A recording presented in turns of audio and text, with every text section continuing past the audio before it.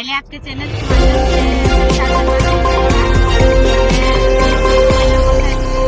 तो अभी अगर हम दो समाज को लड़ा दे तो इलेक्शन में गड़बड़ी कर सकेंगे हम लोग अपना काम। ठीक है, आप बिया होबे नहीं किया, पहले बेटा होगा कि बेटी होगा से मत पूछिए, पहले चुनाव। पूनम महतो महिला मोर्चा पूर्वी सिंहभूम जिला अध्यक्ष। चुनाव के लेके हम लोग बहुत अच्छी से तैयारी कर रहे हैं और आज खासकर यहाँ आए हैं तो और रुझान बढ़ गई है और हमारे पूरे कोल्हान से लेकर कोल्हांचल तक जितने आज दादा लोग से जो भी सुने बात विचार किए, हमारे टाइगर जो बोले उस हिसाब से हम लोग को इलेक्शन लड़ना है और इतना दमखम से लड़ना है कि पूरे झारखंड में दिखेगा कि इलेक्शन हुआ है तो घाटशिला में हुआ है। तैयारी बहुत ही जोर से चलेगी। दिया गया है टाइगर तो हमारे सुप्रीमो हम लोग को 2 दिन टाइम दिए। हम लोग पूरे कोल्हान बैठक करेंगे। बैठक करने के बाद बातचीत करेंगे कि आपस में कि हमारा कैंडिडेट किस तरह का हो, कैसा हो, इस पर चर्चा किया जाएगा। का मुद्दा पहले तो वहाँ शिक्षा पर होगा, शिक्षा, स्वास्थ्य और रोजगार। उसके बाद सारे जितने सरकारी नौकरियां करते हैं जैसे आंगनबाड़ी का हुआ है और हमारे जन वितरण है, बहुत सारे ऐसे हैं छोटे छोटे सरकारी मुद्दों पे जैसे मनरेगा है, पंचायत स्तरीय जो भी सरकारी काम है उस पर भी चर्चा होगा क्योंकि बहुत घोटाले होते हैं।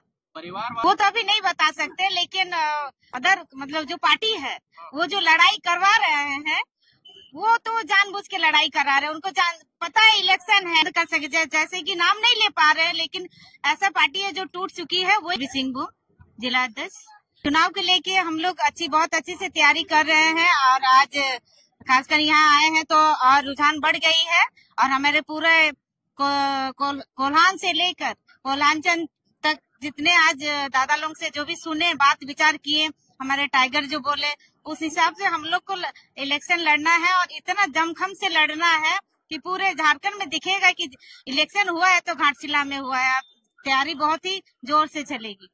आज मीटिंग हुआ, मीटिंग में क्या कुछ बातें निकल कर सामने आई, किस प्रकार से तैयारी करना है, क्या मुद्दा होगा वहाँ? हाँ, इसके लिए 2 दिन टाइम दिया गया है। टाइगर तो हमारे सुप्रीमो हम लोग को 2 दिन टाइम दिए। हम लोग पूरे कोल्हान बैठक करेंगे। बैठक करने के बाद बातचीत करेंगे कि आपस में कि हमारा कैंडिडेट किस तरह का हो, कैसा हो, इस पर चर्चा किया जाएगा। वहाँ के मुद्दा क्या क्या होगा घाटशिला का?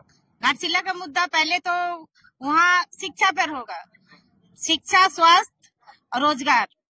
उसके बाद सारे जितने सरकारी नौकरियां करते हैं जैसे आंगनबाड़ी का हुआ है और हमारे जन वितरण है, बहुत सारे ऐसे हैं छोटे छोटे सरकारी मुद्दों पे जैसे मनरेगा है, पंचायत स्तरीय जो भी सरकारी काम है उस पर भी चर्चा होगा क्योंकि बहुत घोटाले होते हैं। परिवारवाद हावी है, एनडीए और इंडिया दोनों गठबंधन परिवारवाद को ही रिपीट करने जा रहा है ऐसा सूचना है, तो वैसे स्थिति में आप लोग फ्रेशर है, क्या कुछ किस विषय पे आप लोग करेंगे वहाँ पे राजनीति?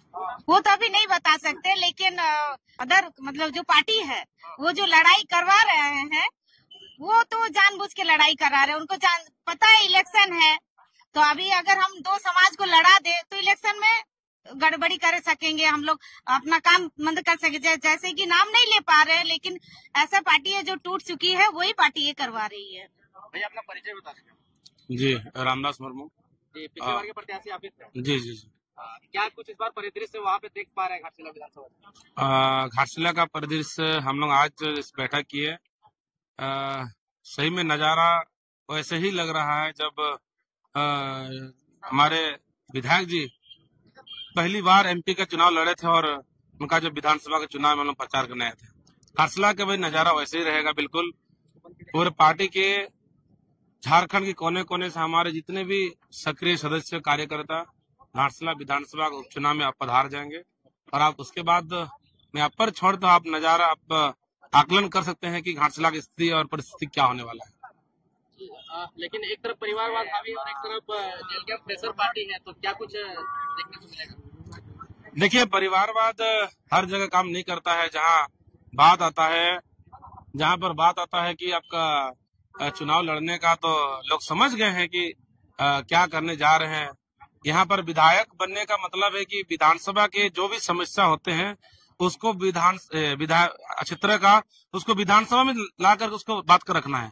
जो हमारा जेल कैंप के सुप्रीमो जो जिस तरीके से अपने बातों को विधानसभा में धारते हैं, ये सिर्फ झारखंड में बल्कि पूरे भारतवर्ष में इसकी चर्चा है। लेकिन एसटी और पूर्वी वाला मुद्दा है, एक बार फिर से उछलेगा क्या? क्योंकि नहीं और आदिवासी समुदाय की जनसंख्या वहाँ पे ज्यादा है। बिल्कुल ऐसा कुछ नहीं है। वहाँ का जो मुद्दा है ये तो कुछ चंद नेता के द्वारा इसको जो है बनाया जा रहा है जबरन। ऐसा अगर होता, अगर सही में ऐसा होता, सबसे पहले 2018 में 19 फरवरी 2018 को जो हेमंत सोरेन का जो अखबार काटिंग में सबसे पहले जो साइन किए थे तो उस पर होना चाहिए था। ये कहीं ना कहीं ये दोनों पार्टी के द्वारा इसको साजिश के तहत टाइगर जयराम माता जी को दबाने का कोशिश किया जा रहा है। बिल्कुल ऐसा कोई मुद्दा नहीं है और इसका जरा भी इसका हमारा उपचुनाव में असर पड़ने वाला नहीं है।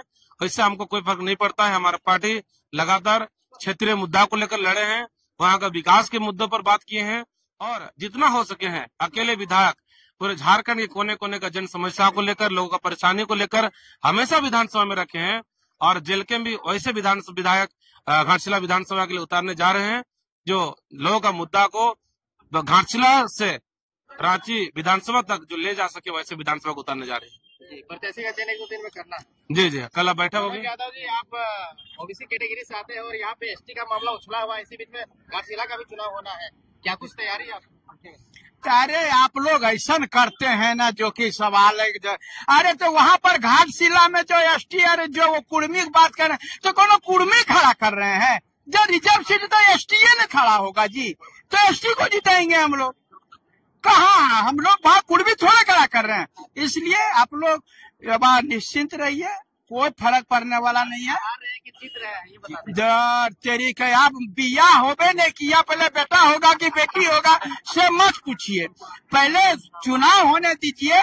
आपको मैं बता रहा हूँ कि हम लोग 8,000 पर पिछले बार लाए थे, 80,000 कैसे लाएंगे? जबकि वहाँ पर कोई भी मेरा केंद्रीय कमेटी का प्रचार नहीं किया था, फिर भी 8,000 वोट आया। यानी कहीं न कहीं जो है JLKM का विश्वास लोगों पर बढ़ता जा रहा है। लेकिन एक तरफ हेलीकॉप्टर उड़ेगा, दूसरी तरफ स्टार प्रचारक दिल्ली से भी आ सकते हैं। अरे बाबा, दिल्ली वाले दिल्ली पकड़ के जाएगा। आपको हम बता देते हैं, यहाँ पर हेलीकॉप्टर वोट नहीं देगा, यहाँ पर जो है घाटशिला का पब्लिक वोट देगा। वो इतना बेवकूफ थोड़ा है कि हेलीकॉप्टर वाला उसको कभी हेलीकॉप्टर में चढ़ाएगा, साइकिल वाला वो वोट देगा तो उसको साइकिल में चढ़ाएगा। इसलिए घाटशिला उपचुनाव हम लोग जीतेंगे। आपको खाली इंतजार कीजिए, जो 14 नवंबर जिस दिन काउंटिंग होगा ना उसका इंतजार कीजिए। क्या लगता है कि आप लोग बंगाल में भी इस तरह से करिएगा क्या जब चुनाव आएगा? अरे तो वहाँ पर घाटशिला में जो एसटी अरे जो वो कुर्मी की बात कर रहे हैं तो कौन कुर्मी खड़ा कर रहे हैं? जो रिजर्व सीट तो एसटी ने खड़ा होगा जी, तो एसटी को जिताएंगे हम लोग। कहाँ हम लोग वहाँ कुर्मी थोड़ा खड़ा कर रहे हैं। इसलिए आप लोग होने दीजिए। आपको मैं बता रहा हूँ कि हम लोग 8,000 पर पिछले बार लाए थे, 80,000 कैसे लाएंगे? जबकि वहाँ पर कोई भी मेरा केंद्रीय कमेटी का प्रचार नहीं किया था, फिर भी 8,000 वोट आया। यानी कहीं न कहीं जो है JLKM का विश्वास लोगों पर बढ़ता जा रहा है। लेकिन एक तरफ हेलीकॉप्टर उड़ेगा, दूसरी तरफ स्टार प्रचारक दिल्ली से भी आ सकते हैं। अरे बाबा, दिल्ली वाले दिल्ली पकड़ के जाएगा। आपको हम बता देते हैं, यहाँ पर हेलीकॉप्टर वोट नहीं देगा, यहाँ पर जो है घाटशिला का पब्लिक वोट देगा। वो इतना बेवकूफ थोड़ा है कि हेलीकॉप्टर वाला उसको कभी हेलीकॉप्टर में चढ़ाएगा, साइकिल वाला वो वोट देगा तो उसको साइकिल में चढ़ाएगा। इसलिए घाटशिला उपचुनाव हम लोग जीतेंगे। आपको खाली इंतजार कीजिए, जो 14 नवंबर जिस दिन काउंटिंग होगा ना उसका इंतजार कीजिए। क्या लगता है कि आप लोग बंगाल में भी इस तरह से करिएगा क्या जब चुनाव आएगा? तो